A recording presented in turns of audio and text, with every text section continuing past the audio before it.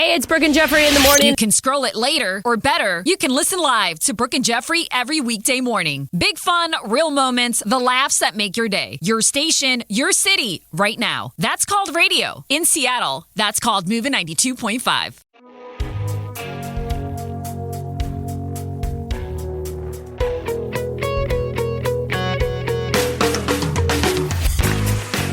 Hello and welcome to another episode of Staying Power, the show that is all about building a better life. And there's lots of ways to do that, and we're here to talk about as many of them as possible. Of course, we do that 1 hour at a time, one topic at a time, and we hope that it resonates with you. So happy to have you here. I am JDK Winnikin, and sitting with me to have this conversation once again and drop a ton of insight like she always does is the one and the only, the incomparable Ashley Kniebel. Hello, Ashley. Well, hello. How are you? After that, I'm grand. That's awesome. How are you? I'm doing well. I'm doing well for several reasons. One, it's been a good week.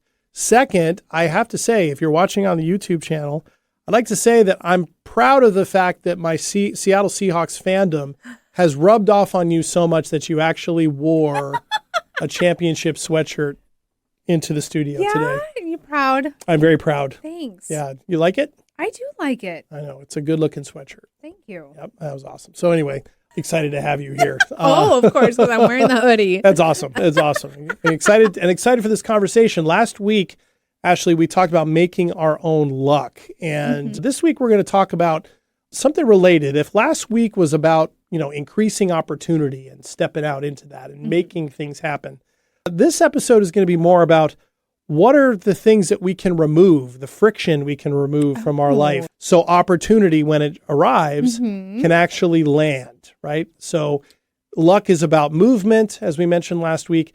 Today is about making space, in some cases. Spring cleaning. Yeah, literally and figuratively. That's exactly what we're going to be talking about. It is time for a lot of people to be thinking about and engaging in spring cleaning. Do you?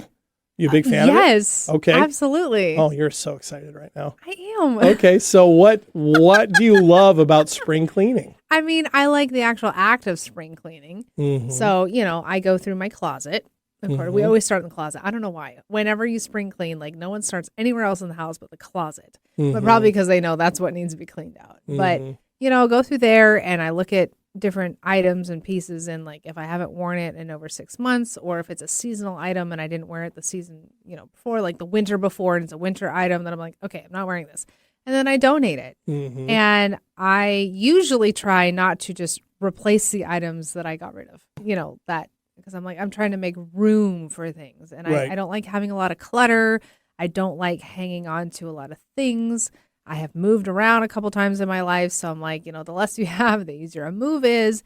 But I personally don't associate a lot of value in objects. Okay. So I don't have a lot of attachment to objects. So it's really easy for me to be like, no, I don't need it. I haven't used it. I don't need it. I don't need it around. It's hanging on to energy from a relationship in the past. I don't want that around. I'm getting rid of that stuff and making room for opportunity of the good things that are going to come into my life. And I need to make space for them. And if I want to bring something in, if my life is so full, I need to get rid of some stuff. And so we start with the space we live in, because that is your day-to-day, and you get so comfortable in that space, and you get all your objects become part of your routine, your decor and the colors of your walls and the dishes you use and the furniture you sit on and the clothes you wear and all these things, they become part of your routine. And at some point, it's okay to be like, those aren't serving me anymore. Right. Those were great when I moved freshly out of college and just got what I could get and whatnot. But now you're an established professional adult. And it's do you want your life to reflect that? And if it does, are you going to grow more in your professional life because you're now in an environment that reflects that and encourages that?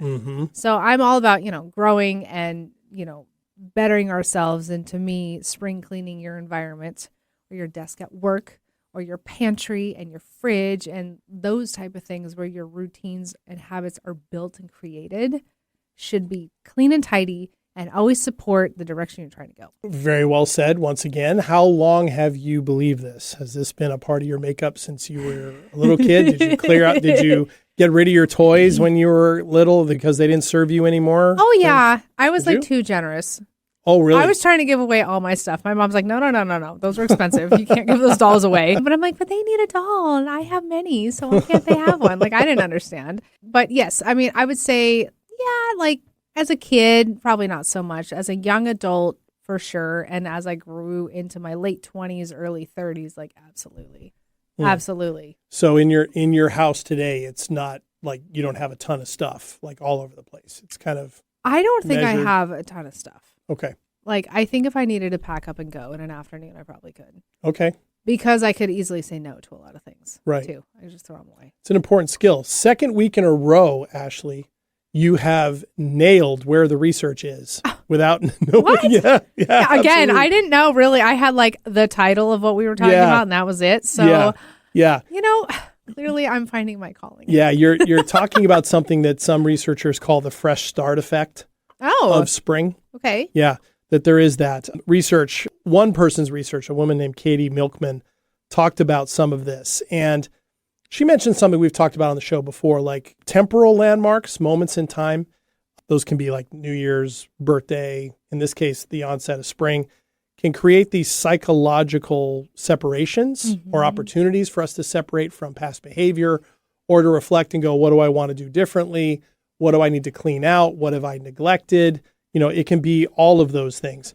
And also, it certainly helps that springtime actually has a biological effect on us, right? Sure. Whereas winter is all about sort of nesting and kind of, withdrawing, resting, hibernating a little bit. Spring provides natural signals, more sunlight, warmer temperatures, right? More growth in plants outside, right? And more activity by animals, all those kinds of things start to stir not just the imagination, but they start to actually give us more energy. So we feel more renewed, our sleep tends to be better, and we have more energy throughout the day for longer. And that creates a biological shift. And that biological shift, of course, is understood and transferred through the brain. And of course, dopamine and all of those things that we need to activate ourselves and feel optimistic tend to come out more in the springtime than in the winter. So the brain actually does interpret spring as a season as an opportunity for change. Oh, I like that. It does. It does. And it's not just from our associations with it, as important as those are. It's because we're actually biologically driven to do that. Yeah. Right. I mean, like, I feel like I do kind of a quote unquote spring cleaning like twice a year. I do one in spring and I do one in the fall. But, you never do it in winter. Right. And summer, you're way too busy. Right. Doing everything. Right. So, and yeah, in winter, you're kind of cozied up at home and you're moving a little slower and you're sleeping a little bit more because it's dark and cold out. So that is so interesting because you're correct. If you start paying attention to the world outside of your own little world, you see life being born in animals and humans and in the plants and in the stores. All of a sudden there's all these bright colors and like it's everywhere. Yeah, it's as if it just sort of arrives too. That's one of my favorite things about spring in general is, with winter there can be the onset of like a snowstorm. Like, oh, okay, winter's coming, right? Or suddenly the temperature plummets and stays that way for a week. Okay, winter is here.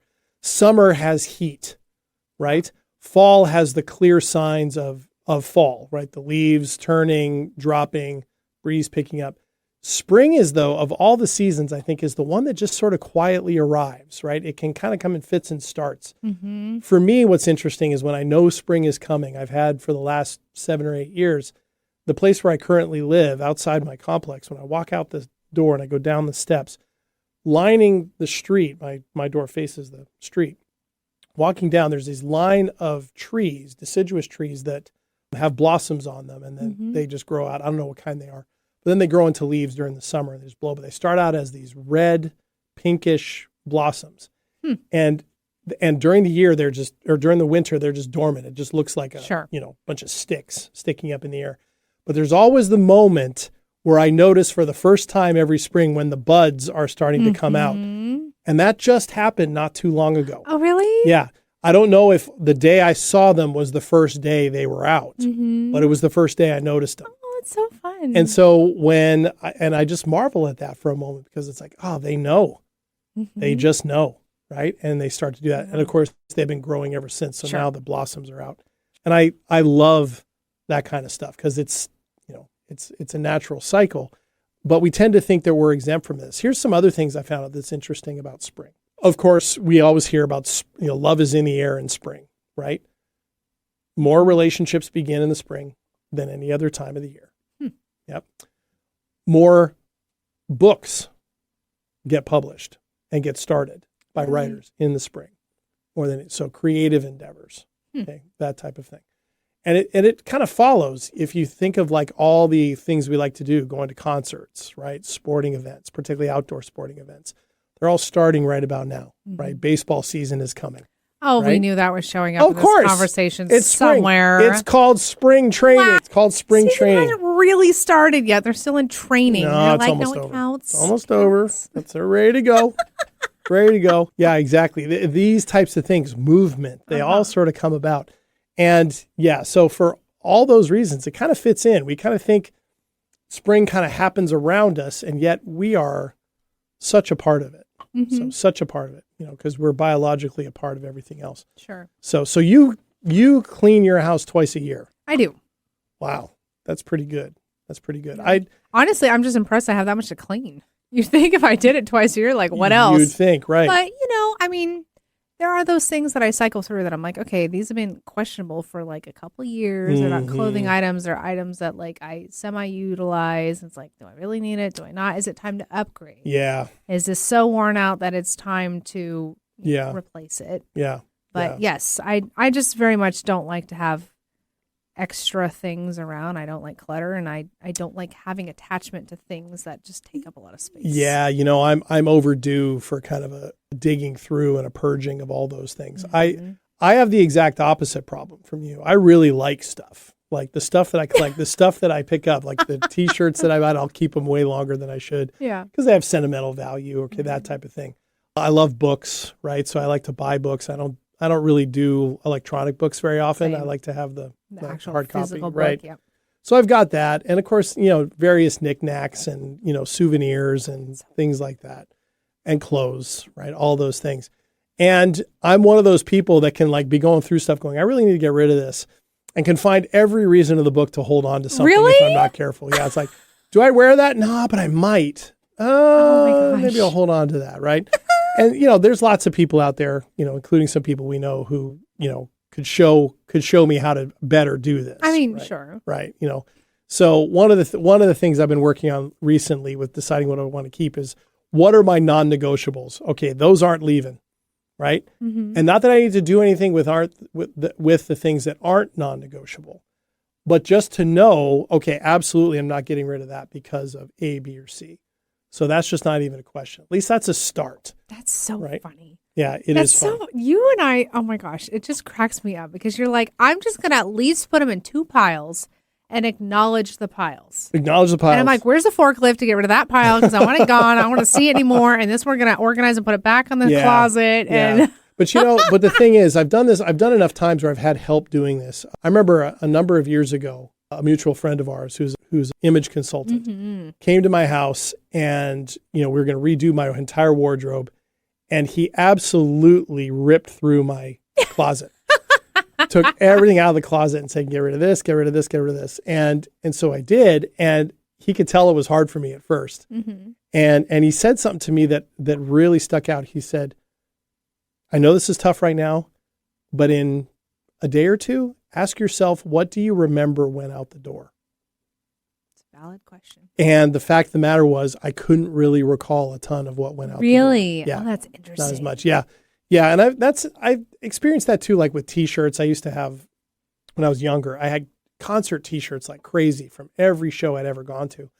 And some of them just needed to go. And I remember finally going through it with a friend of mine, and 14 trash bags of t-shirts. 14 trash bags? Of t-shirts. Yeah, went out the door. Of t-shirts? Went out the door. And the crazy thing was, I know, it was wild. And the thing was, when they were gone, I was like, I don't remember. Closets did you So have? I had a big closet back then. Gigantic closet. I Big guess. walk-in Holy closet. cow. Yeah, back then. Okay, well, good But for you. yeah, but nevertheless, but I had the same feelings. Like, okay, I look back on it now. I don't remember, the majority Could of you those name shirts. any one of those T-shirts? I can and remember 14 a few of them. bags? I can remember a few of them, and I will confess, I did go look for a couple of the ones that I really missed, and Sure. found new versions of Sure. them and got them. So I mean, I feel like that means those ones were meant to stick. I If think you so. search for them, I've done a few things like that. Like I'll look back on like toys or something from my childhood that really meant a lot. right, And as an adult, I may try to find like one of them or two of them Mm-hmm. as just like a way to recreate a memory that was so near and dear to me. I might do something like that. right, But otherwise, yeah, modern day is like, goodbye. exactly. You are attached to somebody I am no longer. So why must I keep you around? Yeah, I like that a lot. And as you'll see when we after the break and we keep talking about this, there is immense power in cleaning out our environments and reducing clutter. Clutter does indeed increase our stress, right? Increases our stress. It's not just reflective of our stress, it actually causes stress. And if you have a lot of clutter, not only is that reflective of being stressful and maybe being not quite in control of your environment as you'd like to be, but it also feeds that and it creates this symbiotic circle of stress that can actually get in the way and prevent you from doing things like getting out and finding opportunities. So, all right. So with that in mind, Ashley, let's go ahead and take our first break before we jump into the rest of this. All right. And we'll start digging in more into this. And of course, at the end of the show, we'll talk about some practical things that all of us can do to kind of get these things going besides just cleaning our physical spaces. And of course, later in the show, make sure you stick around. We do have our weekly segments. In the third segment, this week it is 2 Minutes of Terror, so you're going to want to stick around for that. So come back here in just a minute on Staying Power.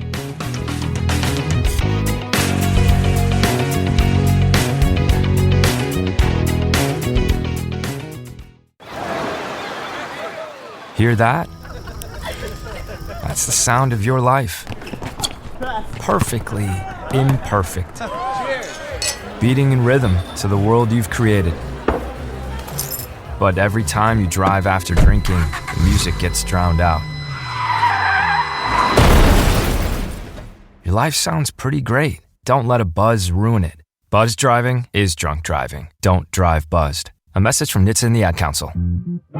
Don't ask me to talk. There's a lot of talk out there. Political talk, sports talk, girl talk, trash talk, and so on. But there's only one, Don't Ask Me to Talk, helmed by conversational off-roaders and podcast pals Eric Ryder and Stacey Heller. They follow every tangent they encounter, from cultural blind spots to their infamous weekly Wheelo topics. Listen wherever you listen to your fave podcasts. Subscribe and share too. Or tune in every Saturday at 3 p.m. or Tuesday at 4 p.m. on KKNW. Wondering what's on next on Alternative Talk 1150? Check out 1150kknw.com. Welcome back to Staying Power. JD here with Ashley. Hello. We are talking about spring cleaning, literally and figuratively, as we will talk about. But why this is so important, not just in terms of making us feel better about our spaces, but everything that feeling better actually helps us do, right? And so at the front end of the show, we kind of talked about what we were thinking here, but let's dig in, Ashley, into the importance of environment. Now, we've heard this a lot, right? We hear from a lot of different courses, a lot of different places. Environment shapes so much, but one of the things that I think is important for this conversation is how it shapes behavior, right? How would your behavior be different, for example, if you had a ton of clutter around? That'd be awful. Okay. Just because I know how much that would really impact and influence me as an individual. If I had a lot of junk, collecting dust and just being heavy and bringing up memories that are running in the background of my mind because they're there and I recognize them without like actually recognizing them, but somewhere in my brain it's like, oh yeah, that thing. Oh yeah, that song. Oh yeah, this or whatever. And I remember I did this with that person and whatnot. I'm like, how much worse off would I be because all those little programs are running around in the back of my mind? I'm not really aware because some of my brain function and power is still running those things. What is the point? Right. I would be such a different person. I just know I would not be nearly as enjoyable to be around if I did not keep a very clearly, consciously sound environment. And not just physically. It does have to do with people and your influences. It has to do with your digital presence. For those who are very social media heavy, this includes who do you follow and interact with online? Because, especially if you're a doom scroller and you're a consumer, like, are the things that you're consuming making you feel better? Are they inspiring to you?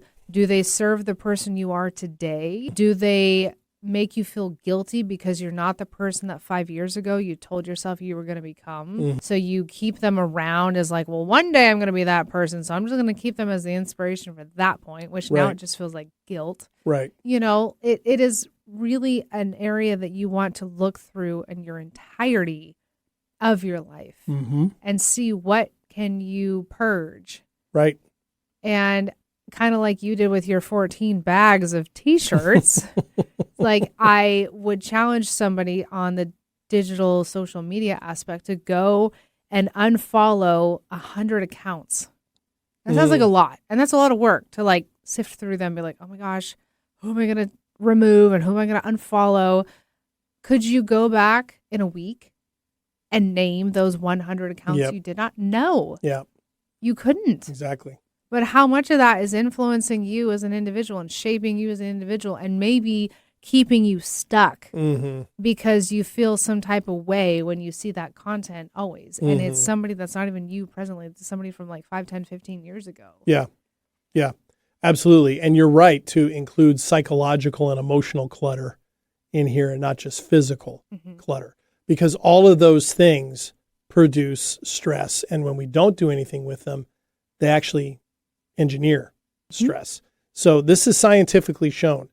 Our physical environments can influence the degree to which something stresses us out. And it's not just clutter in the sense of a bunch of stuff everywhere. That's certainly part of it. But if you're in a living environment that for whatever reason is not conducive to you being calm, if you live with a roommate that's really difficult, or if you're in a relationship that is on the rocks or is really stressful at home, it can have a similar feeling because you feel restricted when you come in. The energy you have in that space is not the way you would like it to be. I remember, living with roommates and things like that who were really difficult. And the way I coped with it was just by bare minimum out in the main spaces and spending a lot of time in my room. But of course, reducing myself down and then reducing the amount of available space around me to the point where I felt claustrophobic. Right. And things wouldn't open up. And then I remember I had this experience of those people moving out. And I ended up having this place to myself for a while. And it was remarkable what was different. Not only was their presence, their absence helpful, but I got to put my own stuff out there. I got to put my own furniture. I got to get new stuff. I got to rearrange what was on the walls, all of those things. And it was much more open. And you're right, because a much more open space allows for more open, relaxed feeling. I like what you said about digital clutter because it's the exact same thing. It's the exact same thing. If you are doom scrolling around this crowded follow list, right, curating that to find the people to follow that you feel good about, right, that aren't fueling the negative, might be in your best interest. Well, and you think about, especially now with the algorithms and how they're designed, I think it's like the top 15 people whose social media pages you interact with is the content you see. Yep. And then all of a sudden you find somebody else in your follower list that you're like, out of the 1,500 people or whatever that you follow, you don't see all 1,500 of those pages. Now, obviously, they all probably are not producing active content. However, if you start following the one that, produces content maybe once every few days, they'll show up on your algorithm all of a sudden. Yep. And that's why I find it so funny when people are like, oh, I just can't imagine. I'm like, but have you given yourself the opportunity to imagine? Right. Like I know of somebody this is such a funny conundrum to me because I cannot relate to this at all. But I know somebody right now that has a china set, which I'm like, who uses china anymore? First of all, that dates people. If they're like, oh, my fine china, we bring it out at dinner time. Like, no one does that. It might be worth something. I think depending on what kind it is and how it was made and whatnot, it's worth something. But sentimental value usually. Most of it is sentimental. And I know somebody that has an entire china set that is still in boxes and bubble wrap. Wow. That's never been opened and used. Wow. And they hang on to it today. Because? I don't know. Okay. I've asked them before, like, why do you, are you going to use it? Like, it serves a function. Mm-hmm. Why don't you use it? Like, if it's worth holding on to, bring it out and use it, like have it serve a purpose besides just cluttering up your storage. Mm-hmm. And they're like, yeah, well, I don't know, because it kind of reminds me of a time that wasn't so great. And so then I'm like, so then why are you hanging on to it? And they're like, well, because maybe someday it'll be worth something. And I'm like, well, let's look at how much, measure the amount of time it wasn't worth something and how much every time you saw it, it brought back a bad memory. Mm-hmm. How much heavier was that? How much costly was that to you as opposed to how much you could sell the china for? Yeah. Like, to me, and I'm more comfortable with making really quick decisions in this kind of thing. And I think sometimes people, when they are not very, very certain of themselves, they struggle making decisions. Of course. And so then the question is, am I going to regret making the decision of letting something go or unfollowing the person or, donating the item and never having it again or whatever, parting ways. And sometimes I'm like, what, would life end? No, it wouldn't. Mm-hmm. You probably would forget that you even parted ways with that thing. But, it takes practice. I'm not saying like go and totally just like throw everything out in your space and get rid of all of it, but take practice. Start doing it with the little things. Yeah. Go through your bathroom and the products you don't use anymore. Go through your pantry. Start with the expired items. All the expired, in the both stuff cases. You need to get rid of, right? In both cases, that is a really good practice, a really good way of learning to let go. Mm-hmm. And those are things you can't donate because they're expired, so they need to go to the garbage or recycling or whatever. Mm-hmm. Start there. Yep. And learn how easy it is to let something go. And they may argue like, well, it's easy to let that go because that's already been decided for me because it passed the expiration date. I'm like, then put it on your clothes. Put it on the items sitting around that you're questioning if you want to keep them on. You put an expiration date on them. And when that day comes, it's a yay or a nay. Mm-hmm. And you can't say yay to all of it. So you got to say nay to some of it. But, give yourself the guidelines and the rules to play by that will allow you to be successful. Mm-hmm. Sometimes life won't give them to you. You have to create them. Absolutely. It's what we talked about last week, right? I mean, absolutely is what we talked about last week. I think of other things. That's all awesome stuff. I think of other things too, like what's on your calendar that you don't need to have on there anymore? What are some things that are on your calendar that you'd rather not do, right? Or you're not sure you have time to do, or that you can move. Or if you can't move anything that's on your current calendar, can you start reducing what you're putting on the calendar for next month, right? Reducing those lingering commitments is another one too.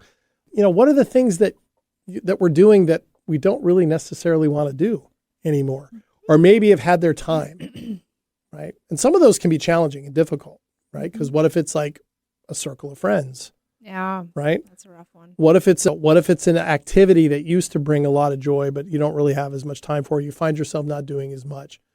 Or, there's so many different things like that. Those lingering things, anything that you're saying, well, I should do this, usually a sign that we have something to look at, right?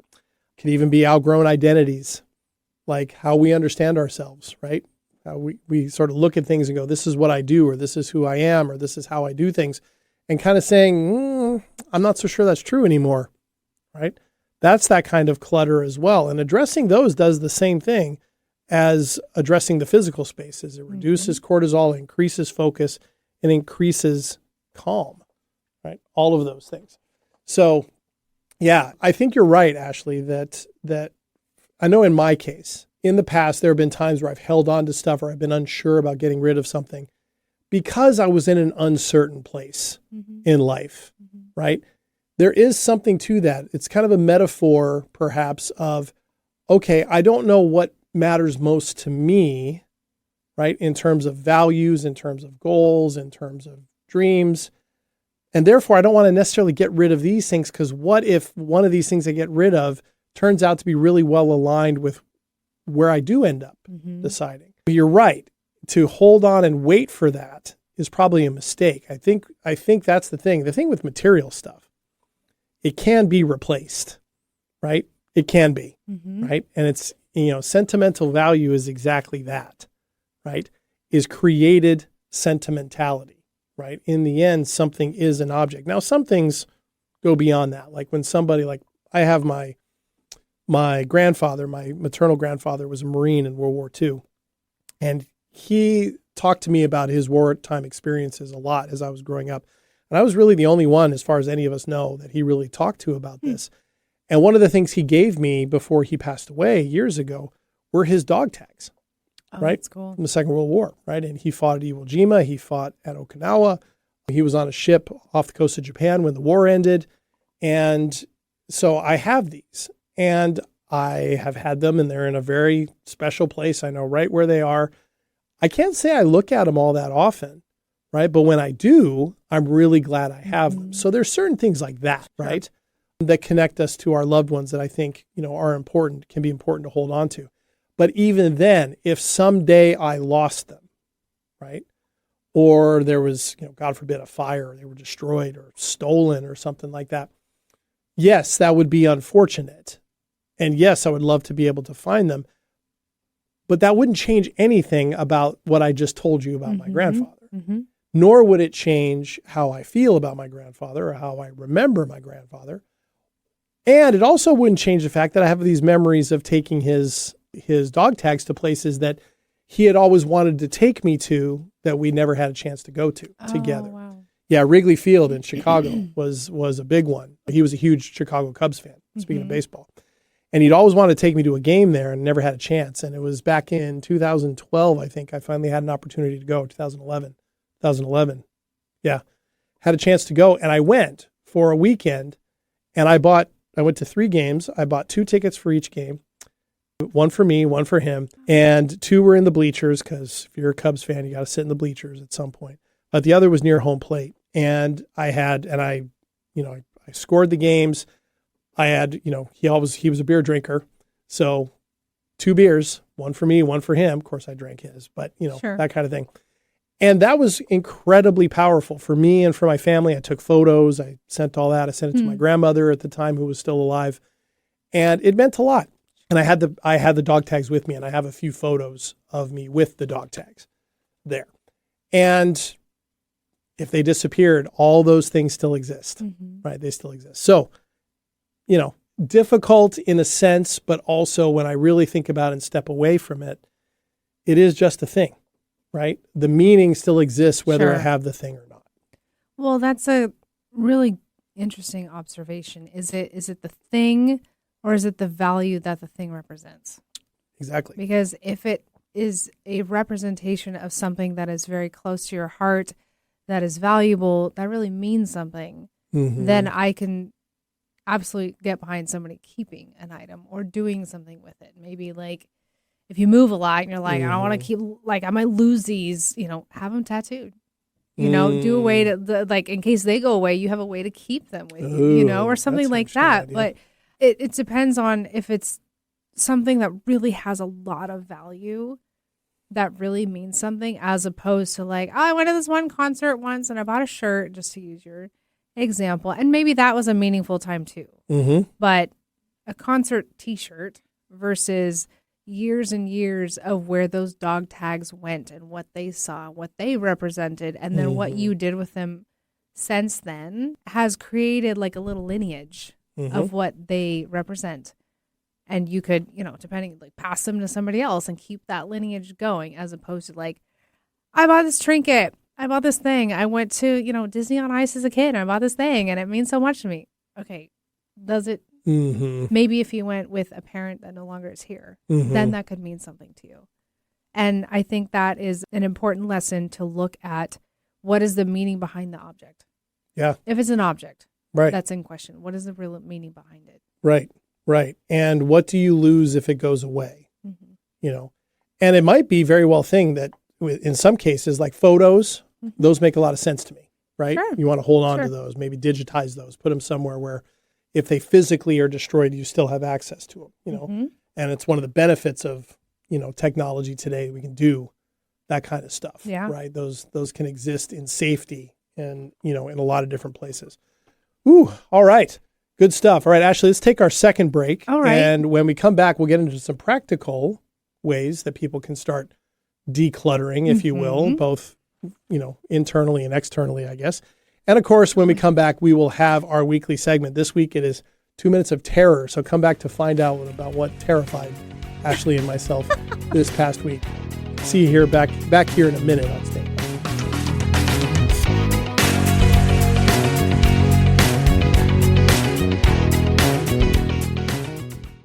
The more you listen to your kids, the closer you'll be. So we asked kids, what do you want your parents to hear? I feel sometimes that I'm not listened to. I would just want you to listen to me more often and evaluate situations with me and lead me towards success. Listening is a form of love. Find resources to help you support your kids and their emotional well-being at sounditouttogether.org. That's sounditouttogether.org. Brought to you by the Ad Council and Pivotal. Hey, JD, do you want to have a better life? Yeah, doesn't everybody? Yes, we do. How do I go about doing that? A good place to start would be listening to our new show, Staying Power. What's it about? It's about all the ways we can overcome the challenges that we sometimes put in front of ourselves to live a better life. Where can I find it? You can listen to it on 1150 AM KKNW every Wednesday at 4 p.m. and Fridays at 9 a.m. or wherever you get your podcasts. Let's do this together every week on Staying Power. Get inspired every hour right here on Alternative Talk 1150. Welcome back to Staying Power. JD here with Ashley. Hello. We are talking about spring cleaning in every way you think about it. We've covered a lot of ground, actually, Yeah, we in have. all of this. So before we get into some practical ways we can all start kind of clearing the clutter, if you will, let's take 2 minutes each, Ashley, to talk about something that happened in our week and really talk about it from a place of vulnerability, all in the name of connection, openness, all these things that help build resilience, that help lead to a better life. So here we go. It is 2 minutes of terror.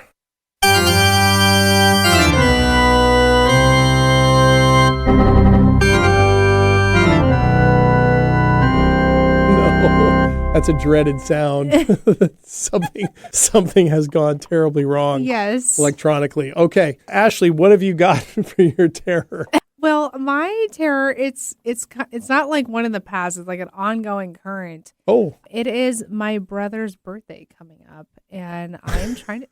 that's an ongoing terror. Because But it you're- hasn't happened yet. Oh, I'm in the midst of Okay. my terror because I am trying to figure out what to get him for his birthday. I see. I shouldn't my have interrupted. goodness. Sorry.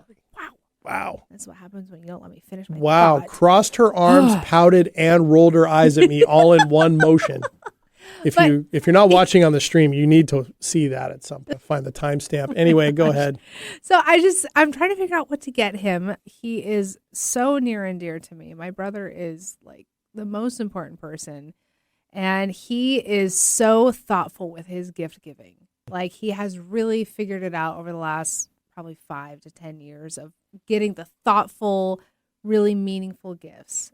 He's so good at it. And I still feel like I'm trying to figure that out. Oh, Gift giving is not my strongest suit. Every once in a while I really knock it out of the park, but like I don't by default just think of an object or an item or a thing and be like, oh, perfect, and nail it. And so I'm really trying to figure out what to get him. And there is some stress there because I really want to do something special for him. And when I'm like, hey, what would be special? Like and just draw blank. nothing comes to mind besides man. him. I'm like, well, you're special. And I'm like, that's not the Have gift. you asked anybody else, like for Yeah, thoughts? they're no help. They're no help. Yeah, I mean, because they echo the same sentiment of like, oh yeah, this, that. I mean, sometimes there are some ideas. So not to say every idea that's brought up has been shot down, but I keep hearing things that I'm like, oh, that's just not good enough. You know, I have this feeling that I somehow want the gift to reflect how much he means to me, which course. means it has to be a really special gift. Of course. So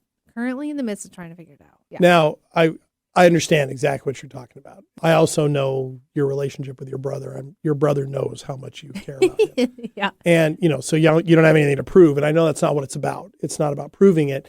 It's about reflecting it. So that makes sense. That's a tough one. I face the same thing with my sister's birthday. Yeah. Every year. Yeah. I never know what to get her. She's, she just rolls with it. She doesn't, but like her husband, my brother-in-law, completely crushes his gifts to her. Every time there's a gift involved thing, a holiday, a birthday, he knocks it out of the park every single time. She ends up crying, right? It's unbelievable. Yeah, he's so good at it. All right.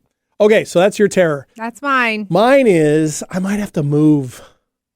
Oh. Not like out that of sounds state. like spring cleaning. Yeah, it kind of fits. It kind of fits.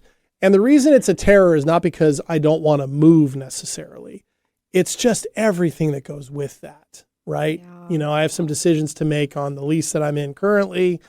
And, I'm trying to do things like, talk about decluttering my own life or, quote unquote, new job responsibilities, new possibilities, really want to maximize my resources in a lot of ways. And so I'm not sure yet. I'm going to have to make some decisions here pretty soon.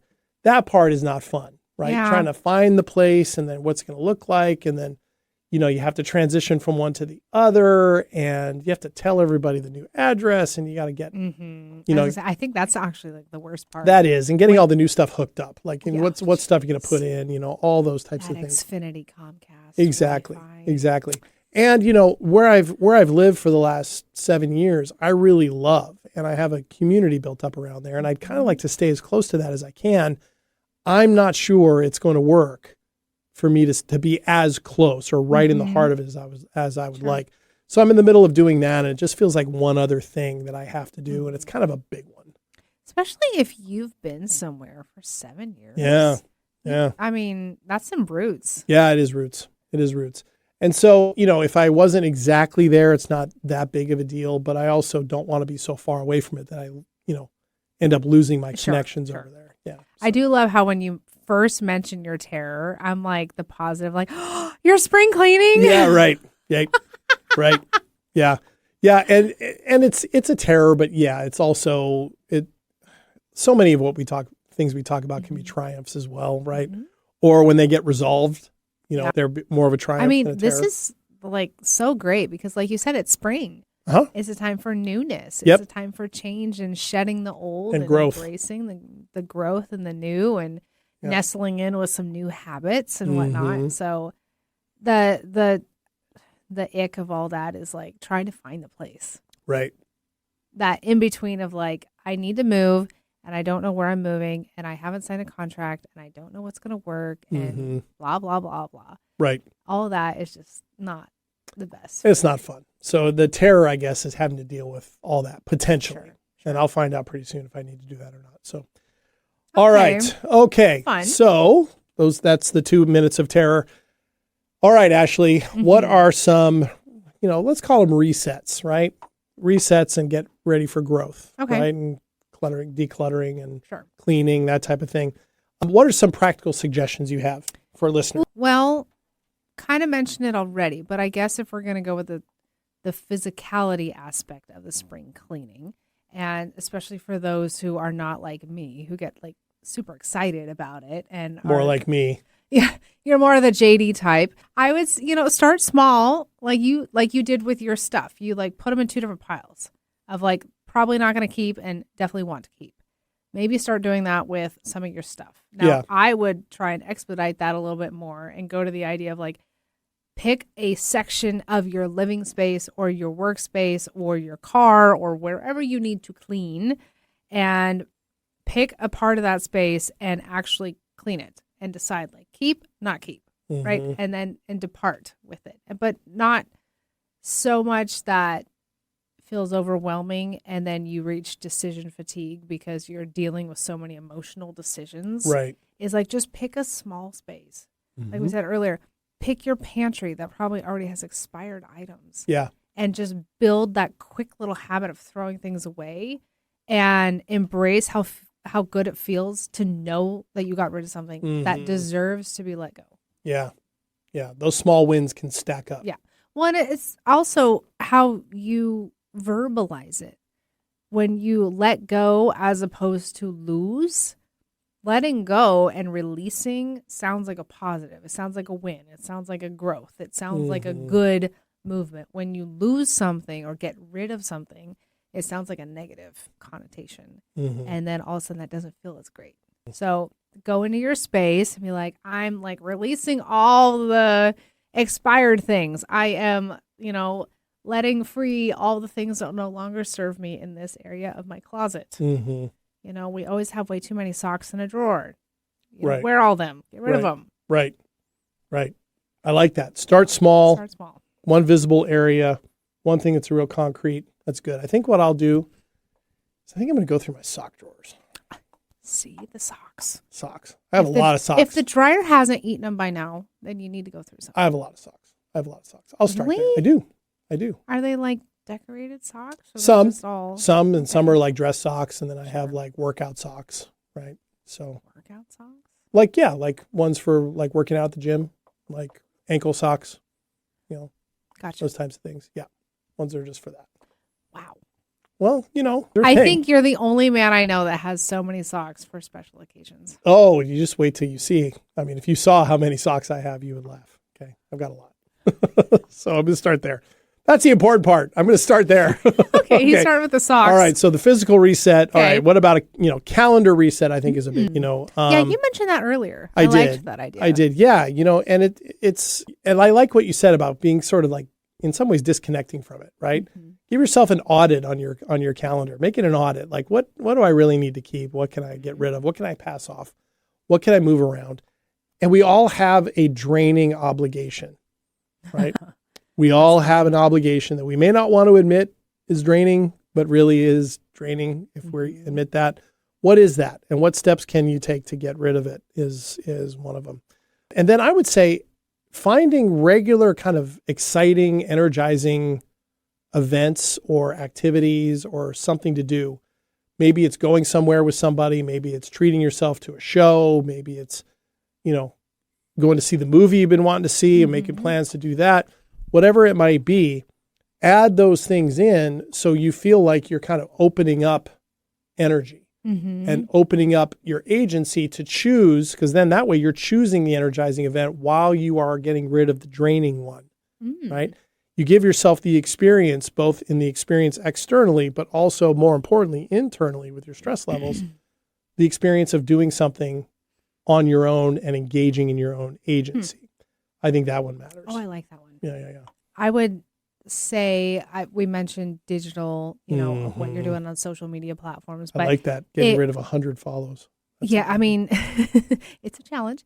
But I would say there's more to it than that. Like go through your email and unsubscribe from emails that you're on some sort of list that you go in and you delete. You don't even read it. Go in and unsubscribe. So you don't even have to go through the action of deleting it anymore. Go through the threads in your texting list. How many of those conversations are dead that have no value, no information you need to keep? They're just putting a lot of data on your phone. Like delete all of those out. What about in your workspace, your desktop computer, or if you have a laptop and you have like a lot of icons and a lot of saved documents that are saved to the desktop, like that's so messy. It's so chaotic. And get rid of some of those things, like clear out certain files. And it might seem petty, but honestly, clearing some of that out brings so much more clarity to what you're doing. It does. And it seems to literally open up space and energy. Yeah. I love going through on my phone, like old photos. Yeah.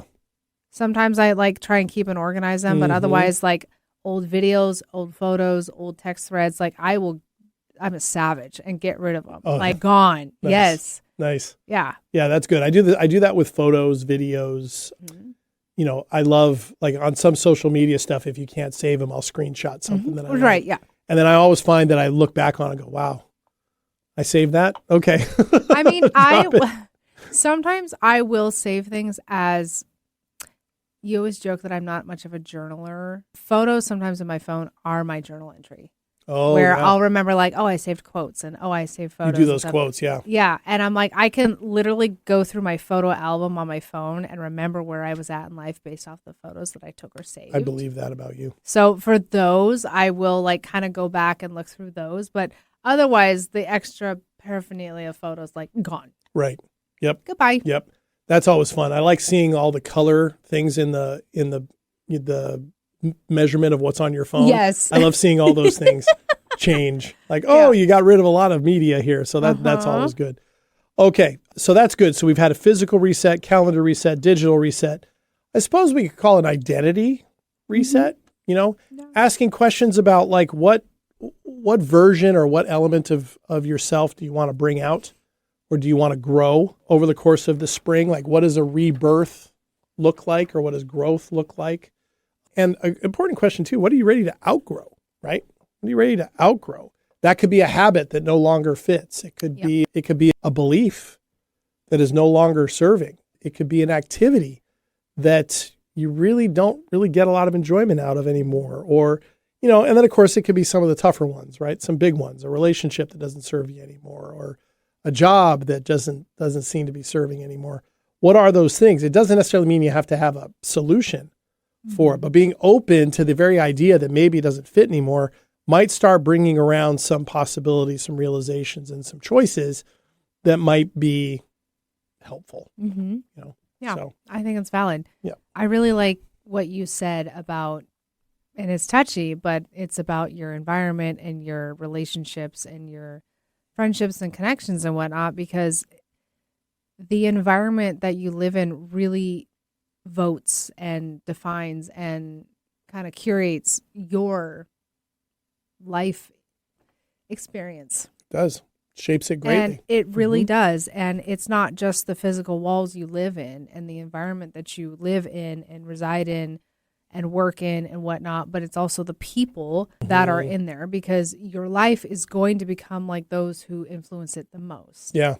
And if you're in an environment that's not serving you anymore, or where you have hit the ceiling of it, or you feel like it's actually doing a detriment to you, as much as that is a really big thing to tackle, it is worth looking at. Yeah.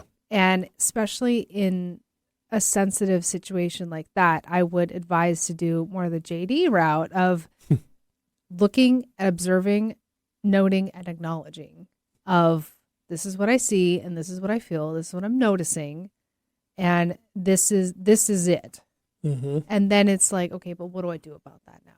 Yeah, you may not know right away. You don't know, especially with something that can be so life-altering and huge. That takes care. You don't want to just maybe you wake up one day with so much clarity, you're like, well, I'm done, and I'm out. Usually not, especially if your life is really pretzeled and woven into a lot of ways. Yeah. It takes a little bit more care. Yeah. Yeah, I like that. And I was thinking about you kind of deciding really quickly what you're going to keep and what you're not. If that's more difficult, like it can be for me, what is it about the things you're holding on to that might be reinforcing old things about yourself that you'd like to change? If you frame it that way, it might make it easier to find the things that you no longer really feel a need to. And it might actually change your relationship with it. You'd be like, oh, okay. And then maybe you can get rid of it, step away. And then that literally leaves more room for something else. Yeah. Right? I mean, like, opportunity can't be planted in soil that is overcrowded with weeds. So this is true. You need to weed it out. Weed it out. So you can plant some new opportunities. Absolutely. That's very good. That's very good. And you know what? That's, once again, mic drop for Ashley at the end of the episode. It's like you knew it was coming, right? Because it has arrived. The end of this episode of Staying Power. Nice job, Ashley. Thanks. Thank you so much for that. I admire your ability to spring clean. I'm going to try and channel my own version of Ashley and my own spring cleaning, particularly if I have to move. So we'll see how that goes. I'll be there to help. All right. Thank you. Thank you. And thank you, all of you, for listening or watching this episode of Staying Power. Remember, if you missed any of this episode and would like to catch up on other episodes, you can get Staying Power as a podcast wherever you get your podcasts. We also have a YouTube channel, Staying Power Show. You can also find out more about us at our radio home, 1150 AM KKNW in Seattle. And all those locations, we have show notes for every episode, as well as all the ways to contact us via email, stayingpowershow@gmail.com, as well as on social media. We would love to hear from you. And we look forward to seeing you next week when we have another episode about another way which you can build a better life. And we look forward to seeing you then. I am JDK Winnikin. I am Ashley Knievel. Get cleaning, everybody. See ya.